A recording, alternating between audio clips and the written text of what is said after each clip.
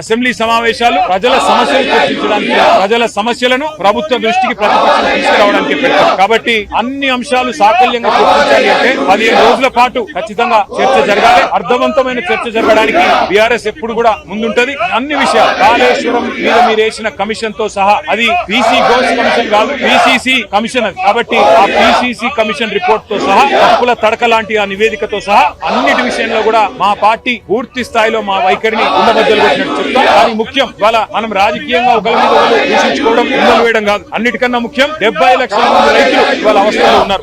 మీరు రైతు బంధు ఇయ్యరు, రుణమాఫీ చెయ్యరు, సకాలంలో ఎరువులు ఇయ్యరు, విత్తనాలు ఇయ్యరు, ఆఖరికి రైతులు ఆత్మహత్యలు చేసుకునే పరిస్థితి, 600 మంది చచ్చిపోయే పరిస్థితిని కాంగ్రెస్ ప్రభుత్వం కల్పించింది. అందుకే ఈ ఎరువుల విషయంలో కేంద్ర ప్రభుత్వ వైఫల్యమా, రాష్ట్ర ప్రభుత్వ వైఫల్యమా, అదే విధంగా రాష్ట్రంలో 2 లక్షల ఉద్యోగాల విషయంలో కూడా మీరు ఇచ్చిన మాట తప్పి ఏదైతే తెలంగాణ యువతను మోసం చేస్తున్నారో వాటి విషయంలో గానీ, 6 గ్యారంటీల చట్టబద్ధత విషయంలో గానీ, అన్నిటి విషయంలో తప్పకుండా పూర్తి స్థాయి జరగాలి అంటే 15 రోజుల పాటు కనీసం శాసనసభ నడపండి. 15 రోజుల కంటే ఎక్కువ నడపమంటే కూడా మేము సహకరించడానికి సిద్ధంగా ఉన్నామని చెప్పి ప్రభుత్వానికి డిమాండ్ చేస్తూ, ఎరువుల విషయంలో తప్పకుండా వాయిదా తీర్మానాలు కూడా ఇస్తాం.